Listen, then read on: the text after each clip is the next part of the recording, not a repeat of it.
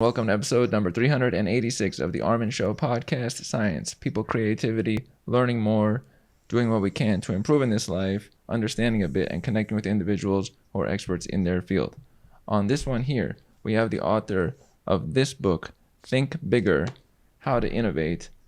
The author is Sheena Iyengar. She's professor at Columbia Business School, the S.T. Lee Professor of Business in the Management Department there, and the best-selling author of The Art of Choosing, which was from 2010. I recall this book. She's a leading expert on the study of innovation, choice, leadership, and creativity, and regularly consults with a range of organizations on methods for innovation. Sheena, welcome to the show. Thank you. I'm glad to have you on. Now, one thing I always like to check with everybody is the path to where you are currently. How would you describe what led you into this category versus some other random category like accounting or who knows what it would be? You mean what led me to become a professor in the business school in general, or Yes. in the area of choice and innovation? Area of choice and innovation. Oh, that's a big question. Yes. Well, I will say that the best choice I ever made was to study choice. That's pretty good. I could tell that story in lots of ways. I suppose if I were to tell that story from the perspective of fate, I would say I was born to study choice because I was a blind Indian American woman who was trying to figure out how to navigate cultures, and the two cultures had very different views on choice. I was a blind person trying to figure out what choices I could have available to me and what choices I could create. So that's one way of saying it, that I was just instinctively, as a function of my circumstances of my birth, I was drawn to everything related to choice and innovation. You could say it was serendipity. When I was a PhD student at Stanford, I knew I was very interested in the study of motivation. Mm-hmm. And I met Mark Lepper and Amos Tversky, who were the famous people on the study of choice and the study of intrinsic motivation. And I, essentially through their guidance began to realize that choice was the single most important topic that had both been studied quite a bit and yet understudied. And so that became my opportunity as a PhD student to pick something where I could make a difference. And then you could say, well, I chose it because I realized that as given my background, given my interests, given the training that I got from a social psychologist as well as a cognitive psychologist, I had a unique perspective to offer to the study of choice and how to create choices. And so those were the things that led me, I guess little by little to do this. That's pretty cool. Now, one topic of interest is, how does choice connect to thinking bigger, and is the average individual thinking bigger? Could they do more in this category? So choice has two parts to it, or choosing has two parts to it. One is what we do every day, whether consciously or subconsciously, which is picking and finding, right? I need something, I want something, what are the options out there? And once I find it, I pick it. The second is creating. Choosing is essentially always an act of invention, right? You're choosing what sentence to speak right now. That's an act of creativity. You're choosing how to go about your day, how to solve your day-to-day sort of everyday little habits that you have or routines that you go through. You're often engaging in an act of improvisation, which is an act of creativity. My earlier work, the book, The Art of Choosing, was all about how we pick and find, and how picking and finding has become really complicated for modern day individuals because we've had a real revolution in the last 50 years on choice. Essentially, we are living in a world where we're bombarded with a lot of choice, a lot of information, some of which is real, some of which is fake, or just noisy.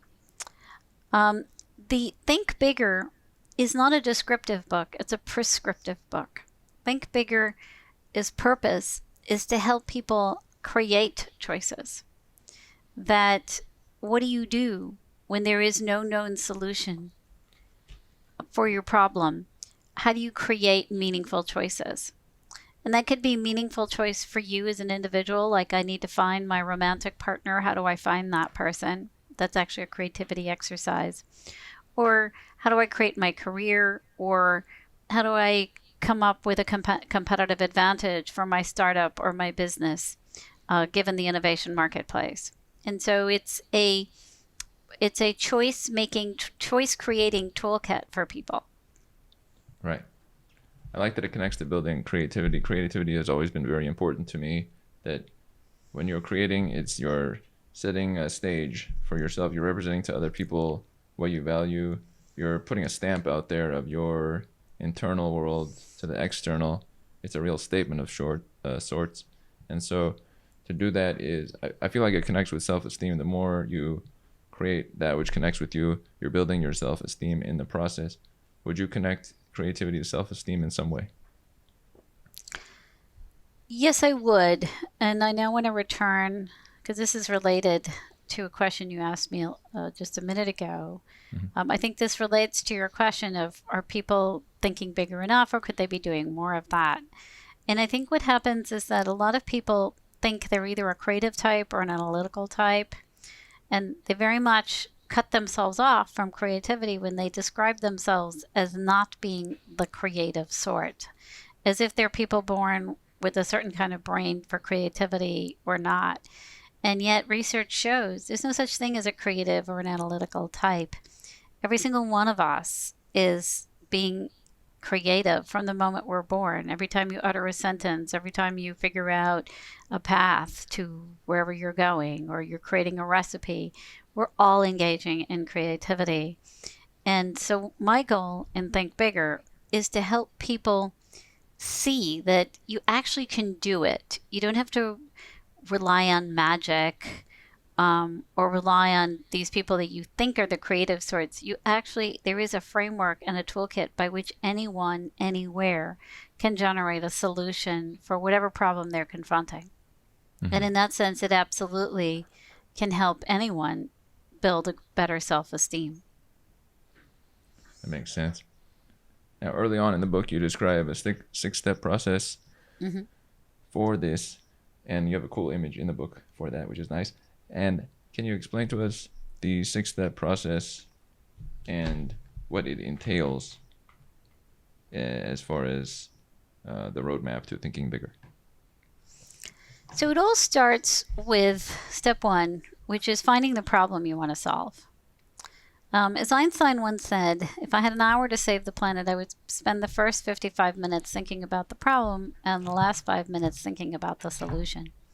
Right. And too often we don't spend enough time really thinking about and understanding what is that problem we're trying to solve. Because defining it in a way that's meaningful and solvable is the first really, really important step. And I should say, for each of these steps, I have different exercises you can do and techniques for how to do them. The second step is, once you've found your problem and you've defined it, you now break it down. What are the leading causes for why this problem hasn't been solved? So I have you come up with the sort of 3 to 5 most important subparts of your problem. The third is compare wants, so that before you actually jump into searching for things that can help you solve for the problem, I have you answer the question, if I were to find the perfect solution, how would I want it to feel? Because we often get too stuck on just finding a solution to the problem, and then we find it and we don't like it. And that's because there are multiple solutions to the same problem. And what differentiates them is the feeling that the solution generates. And essentially, it's that feeling that ends up serving as your selection criteria, provided it's solving the problem. Then the fourth step is searching in and out of the box. And that's essentially where you literally ask yourself for each subproblem, who has solved this problem? Not just in my industry, but I make you go out of industry. I even make you go back in history to identify different solutions for each of your subparts of your problem. Because that's actually how you think out of the box. It's by going into other boxes. Then step 5, we call the choice map. And the choice map is the tool for actually generating solutions. Think of the choice map or choice mapping as the alternative to brainstorming.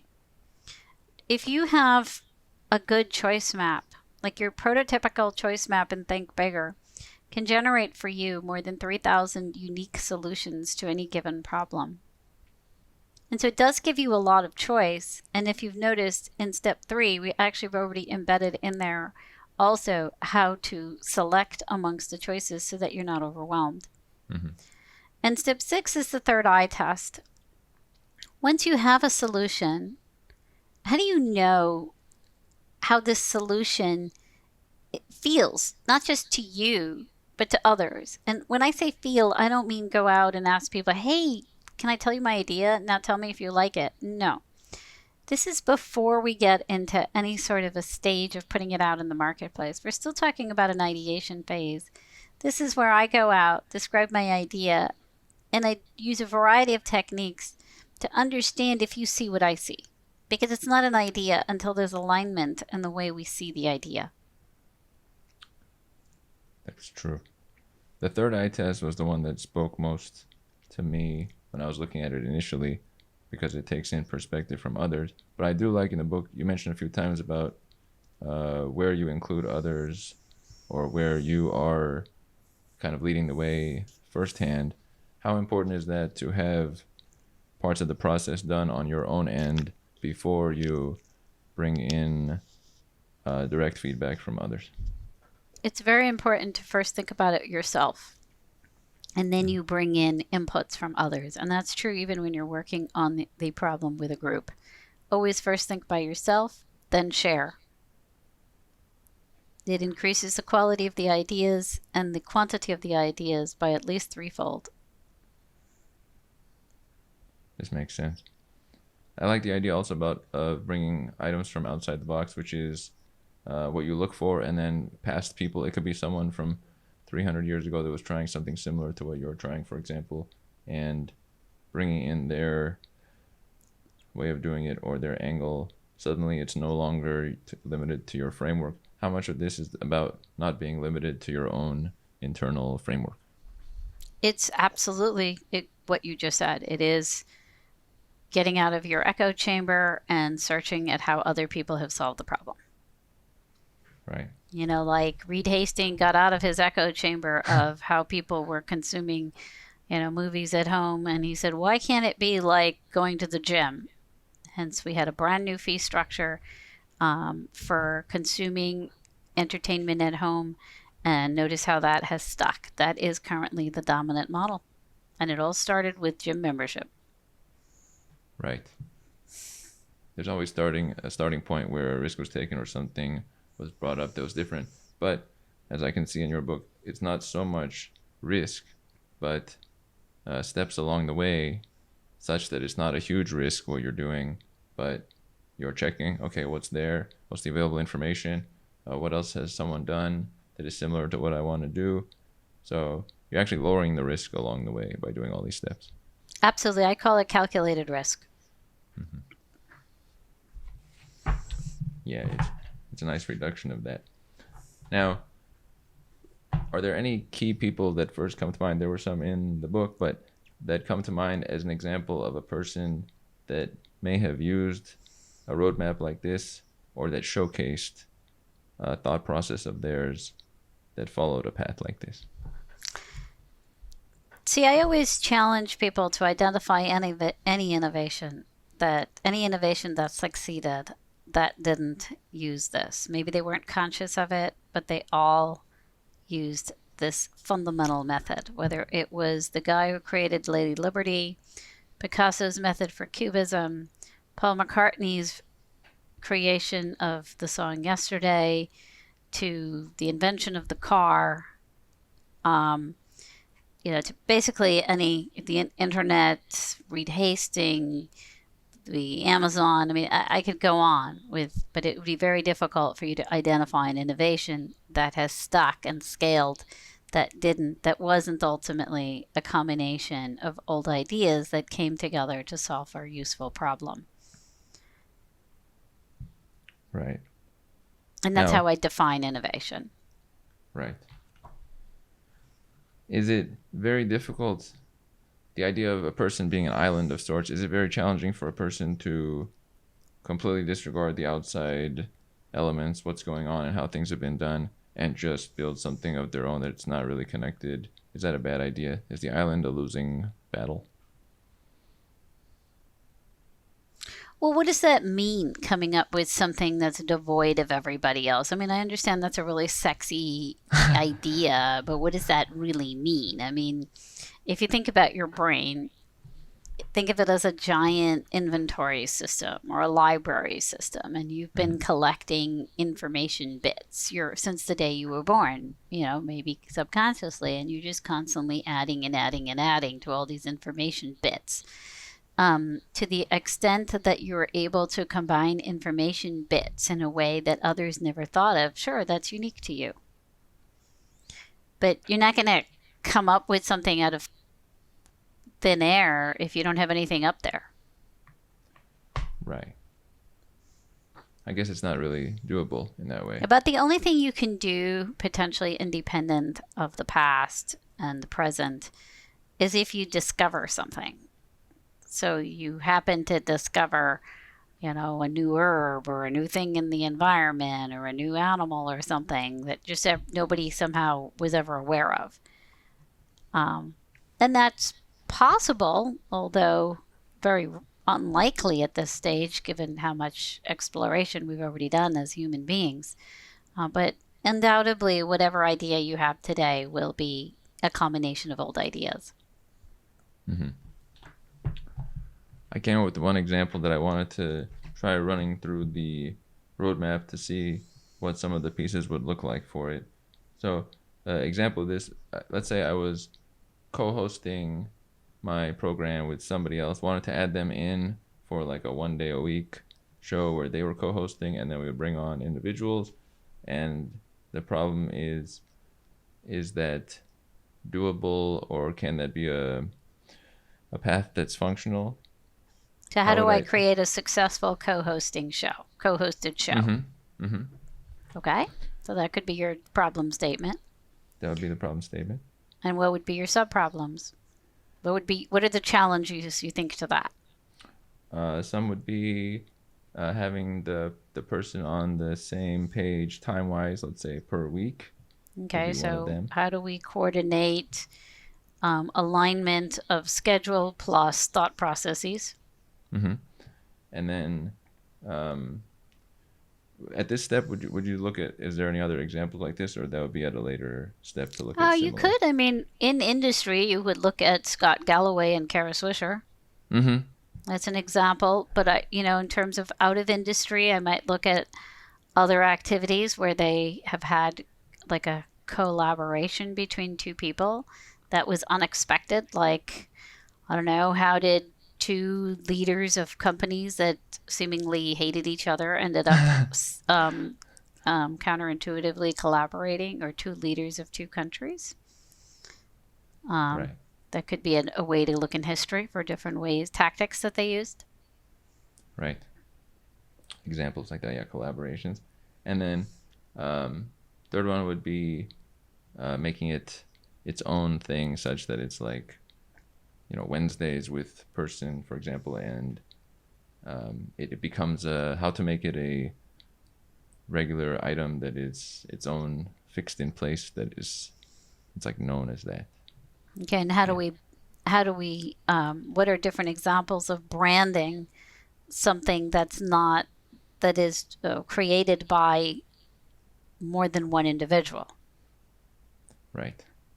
Right, because we usually think of branding as more of an individual activity, and you're saying, how do you create a brand around something created by more than one? Right. And I mean, you have, again, examples of different TV shows. Right. Seinfeld. Different shows like 60 Minutes, or where it's a group. Mm-hmm. How did they do that? I mean, we know certain names associated with, say, 60 Minutes, but 60 Minutes is bigger. Right. And you certainly have companies that do that too. So what did they do? So like Steve Jobs created a brand that went beyond him. Um, Think Different was the campaign behind that. Oh yeah. Right, that's a good example. So now that's some of the problems involved in that. Mm-hmm. And then if we were to go to step 3, comparing wants. Mm-hmm. Well, I guess so. We already did the step 1, step 2, and step 4, where we started to search out of the box for different ways that people solved it. Compare wants would be beforehand. I would just say to you, for your big problem, how do you want your co-hosting podcast or venture to feel? If you were successful, what should that solution feel like? And then it would include both individuals, and we would compare our wants on that. Yeah, you would say, how do you want to feel? Then how would you want your target audience to feel? And I don't know if you have other stakeholders, but Right. at least your main stakeholders, how would you want them to feel? What are the Right. most important adjectives? It would be informed, somewhat conversationally entertained a bit, but more informed, I would say. Okay, so it seems like your main wants is that ultimately your solution should feel educational and should feel accessible. Yes. And then he would check with the other individual and then match them up to see if there's a match up there. Now, for the choice map, we have our sub-problems, and then how is the choice map involved in this? So we just started the process, right? We came up with the problem and the sub-problems, and then we started to look at 1 or 2 examples of ways in which people have solved the problem. So what you'd want to do is get a lot more examples, and then you would start to just mentally combine. So let's say it was, the coordination between Scott Galloway and Kara Swisher and some of the tactics of, say, 60 Minutes. Right. And so you would start asking yourself, how could I imagine putting those pieces together in a way that's relevant for the problem I'm trying to solve and the topic that I'm trying to talk about? It's about bringing in some of the pieces from each item that's already working that fits our scenario. Yes. This is a great thing. I remember I think it was a lyricist, that he talked about how he would take items from individuals he thought was great from the past, and he would bring that greatness to himself, and so it was no longer out of reach in a way. We can do that. Mm-hmm. We have that ability. So, okay. And then the last part that will be connected to this is the third eye test. Let's say we had pieced these elements together. What would that involve for me and my So co-host? let's say you have an idea. I don't know, you've got your new podcast idea, and it's you and some other person, and you've got some vision that's in your head. Well, now you would just walk up to people from different walks of life, and you would describe the idea, and you wouldn't ask them whether they like it or dislike it. You would just ask them, how would you improve this? Because that's actually answering for you the question of what seemed to be missing for them. And then about a week later, you walk up to them and you say, hey, can you describe my idea back to me? How would you describe it? And then you see how they describe it, and you learn what stuck, what didn't stick, what their interpretations were, and what improvements did they make. Right. That makes sense. And you're letting their story help you along in a way, because they probably have worked through some pieces, maybe not exactly like what we are doing, but maybe some 20-30% of what they have done in the past connects with what we are planning to do. Yes. Mm-hmm. I'm going to showcase the roadmap on the screen there, just so people can see kind of what it looks like. There is that. Okay, wonderful. That is cool. That is a good way to look through things. Now, I noticed you picked out words that describe something like what I was looking to present. And in part of the book about comparing wants, you also have a section of many different words describing desires that you'd want, like groundbreaking or rational or tolerant? Hmm. And how can someone solidly pick out these words, or do people usually have a sense of these immediately? People often do have a sense of it immediately. Notice how you did. Mm-hmm. Sometimes you have to think about it though for a little bit because maybe, it does prompt you to ask yourself, well, what do I want? How do I want to feel? And it's good for you to surface that and to take the time to figure that out. Like you're starting a startup or you're doing a career change. What do you actually want to get out of this career? Because you're not going to get everything. What are the most important feelings you want to have that solution give you? Actually, on that one, that's an important point. From what you have seen in past examples, what are some traits of individuals where, when they started something, it was more likely to progress for a long period of time versus it would disappear after 6 months or a year? Are there any certain qualities that you noticed, that the tone of how someone would describe it or the planning that they had, what made it more sustainable in the long term?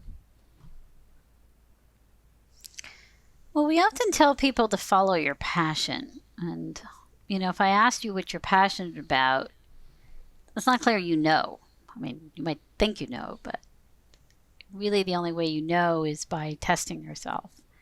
And so one of the things I do and think bigger is I do what I call the passion test, where you have to take a 3-hour period and just describe your idea over and over and over and over again in 1 minute or less.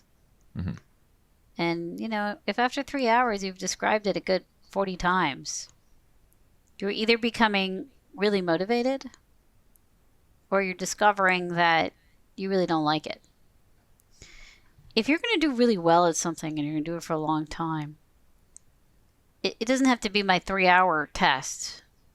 You could test yourself for a week and just find random strangers to describe it to or find friends, etc. But it is really important for you to do a test. And because in order for you to do really well on that, you're going to have to be able to be excited about it day in and day out. And so you have to test to see if this is the one. Because all of us can be passionate on the face of it for about many things. And all of us could be good at many things. This reminds me of something. Does this connect with the idea that if a suggestion is made to write out your goals towards something, possibly every night before you go to sleep or every morning when you wake up, and part of that can be somewhat of a reminder or building momentum towards your thing, but is another part of that the fact that if you are able to do that day after day, that means it really speaks to you, versus if you, after 4 days, you felt like it doesn't match you, you'd probably quit at that point. It's almost like a self mirror to see if it is Absolutely. you. And it also does teach you something, though, every day when you're writing out your goals, because you're learning something new from that day and it's prompting you to focus on what you learned that day, and then you're building on whatever you learned yesterday. Mm-hmm. This makes sense. Now, Creativity is iterative. Right. I was actually going to somewhat connect with that. It's a wonderful thing. I have somewhat of a networking mind, so I like when things connect with other items, like in a network type of chart versus a linear chart. It's more interesting to me, and so it's like a compounding interest kind of thing category, because let's say you're an article writer and you write 3 articles, and then your 4th article you can link to 2 of your past articles, which you couldn't do when you had only 1. There's something very cool about that, and so it builds on itself. Do creative people have, or not, I don't want to say creative people, because as you described, others can also, everyone has creativity within them. If someone goes on the creative path more so, do they get extensive benefits further out? Is it more of a long-term, further out in time kind of effort? I mean, learning how to do creative problem solving helps you no matter what you do. And it's an important skill to have, particularly for all of us today. I mean, we live in a world where we're constantly bombarded with a lot of information, a lot of choice, some of which is real, some of which is fake, some of which is irrelevant. Uh, Navigating everyday life and decision making does require all of us to learn how to be better creative problem solvers. On this bombardment you mentioned there, I think that currently, as we are in March of 2023, the bombardment is very, very large across every platform, every public location. The amount of input coming in is off the charts. Is the item that's limiting individuals from making clear choices for themselves more so their inability of their own, or is it almost like them battling with outside forces on a regular basis? Well, I think it's both, right? We do have limits and all this, but yet we can't stand still. We have to still deal with all the external inputs, and the inputs are only getting bigger now with AI getting even more advanced. So I think it becomes really important for every individual to essentially every day have a way of thinking, okay, what's the problem I need to solve today? Or what are the problems I need to solve today? Because you can no longer be a pure information consumer. You have to be an information curator. Right.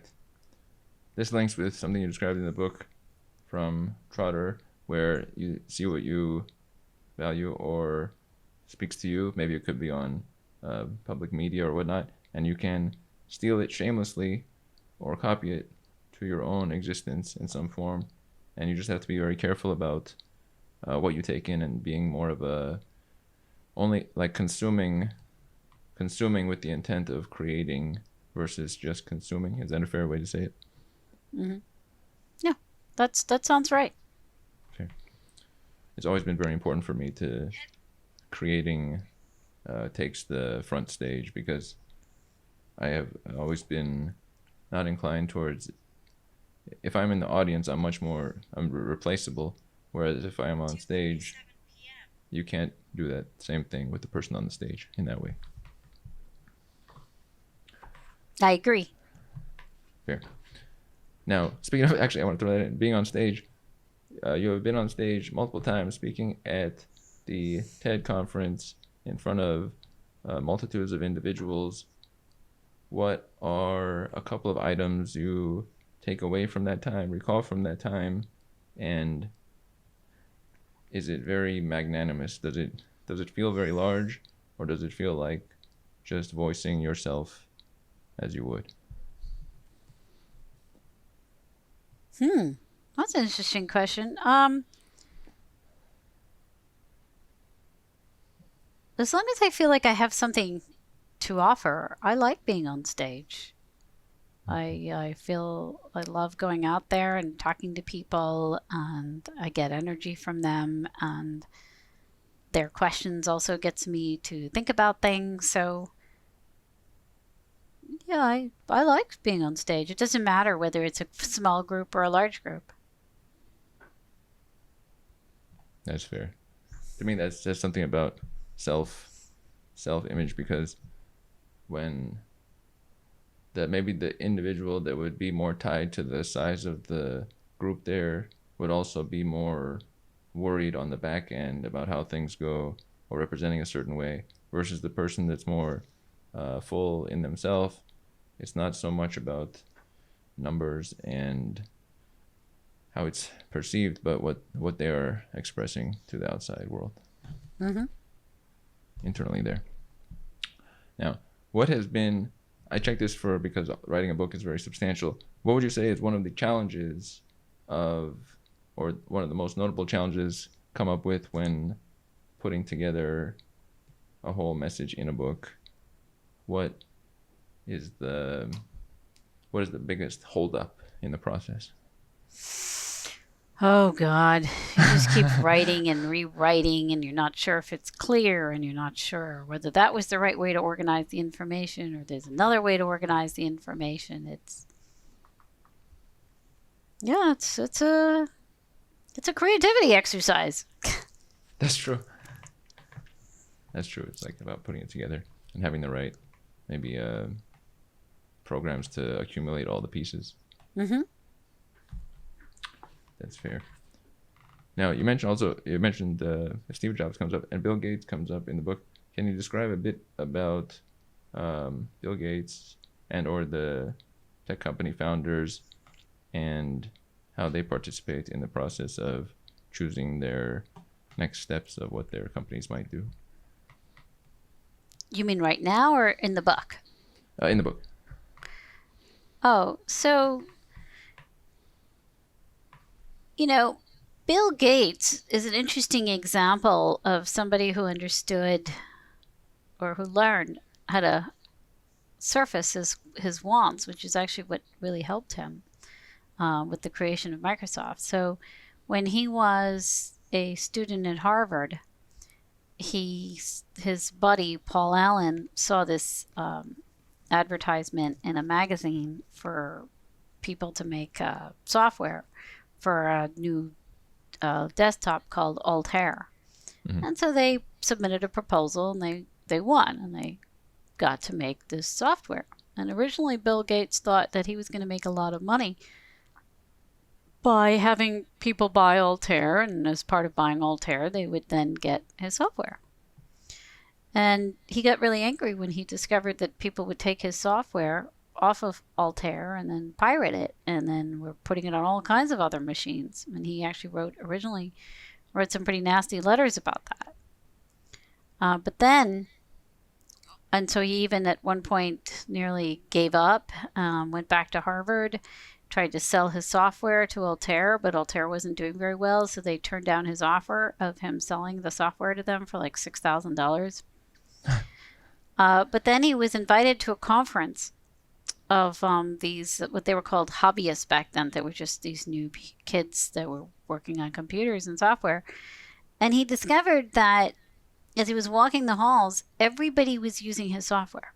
It didn't matter what machine they had, they were all using his software and swapping it. So they were stealing his IP. But rather than getting mad about it, he then finally understood that, you know what? Actually, I'm onto something. I have the monopoly. And so that's when he ended his agreement with Altair and wrote another letter to the computer software users and said, hey, I'm glad you like the software. More is coming. And that's essentially the birth of Microsoft. He starts creating alliances with IBM, etc., and gives birth to software. And he recognizes that what his stakeholders really wanted was not something that was attached to one machine, but that they wanted something that could be, more flexible and be used on lots of machines. Right. That's a key point, finding the distinctive feature there. I noticed that you described they have the garage that was their location of building something. Mm-hmm. Each person has their painters might have their, basement, garage somewhere special. How important is it to have some sort of type bubble type place that it's your own space for creative output that you control? Well, I think it's important that your space feel comfortable, your space be a place where you can think and also get access to other information, whether it be through other people or through other means that you might need when you're innovating. We often have companies that spend a lot of money making space, extra fancy or have lots of bells and whistles in it. And, that's probably a fun place to work at and certainly a nice place to show off. But there's actually no evidence to suggest that how many gadgets you have in your space is going to make you more creative. There we go. There's all the people out there who want to put 50 gadgets in your place. It may not do it. It may not make the big difference. Somebody's like, I need 14 different things in the corners of that might not be the item. And for somebody that's maybe more minimalist, it might just be having a couple of items or a plant, certain things that speak to them in a way or propel them forward. That's pretty cool. Now, I have two last questions in relation to the content and the message. One of them is, when when someone, how can someone look at choices they have made, and it's not as much for myself, but look at them as they made good decisions and believe in them versus questioning like step 2 or step 4 when they're at step 7. How can someone have that like determined connection Well, forward movement? I actually think that having a choice map is really useful for this reason as well, Mm-hmm. because you understand how you got to your idea and you understand why you chose it. And so you know what problem it's solving for, you know what subproblems it solved for, you know what pieces you combine together. So that if at any point you're experiencing a challenge, you don't have to throw the whole baby out with the bathwater. You can actually figure out what part of this isn't working as well as you intended, so that then you can go back and say, okay, how do I edit just that part? That's pretty good. It makes me think of almost like audio editing or video editing. It's not that different, where you have all the elements, the steps you did, and then if you really had an issue with something, you could go right back to just that one part and make an adjustment. It's not so final in a way. Mm-hmm. That's not bad. I like analogies. Sometimes analogies help to imagine something more clearly, but without the analogy, it's hard to stick it to something that's practical, which is fair. Now, and then the last item I would want to check is a 2-part. Who are some of the people who have guided you most along your path? And following up to that, what is the takeaway message you would want people to pull from your book for their day-to-day activity? Well, I have to thank my 2 sort of right arms. One is Bill Duggan, my colleague, always there for me.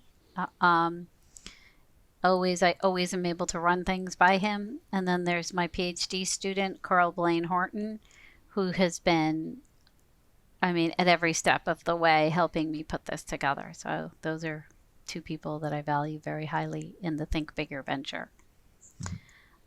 Really, what my intention is in writing this book is I want anyone, anywhere, to know that whatever problem they have, they can pick up a book and you have a toolkit that can help you create a solution.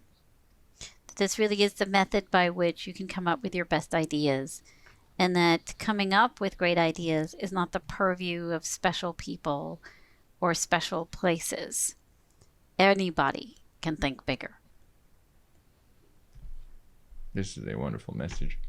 And the book is highly supported by individuals across the book, such as Satya Nadella of Microsoft and Barry Salzberg of Deloitte and Michael Bloomberg, who is well known. Professor Sheena Iyengar, I would like to thank you for having joined on this episode of the show, providing a bit about this book here, Think Bigger, your new book, How to Innovate, and guiding us a bit about how to make choices and map them out such that we have all the pieces and it fits us moving into the long term. Thank you so much. Glad to. And we are out.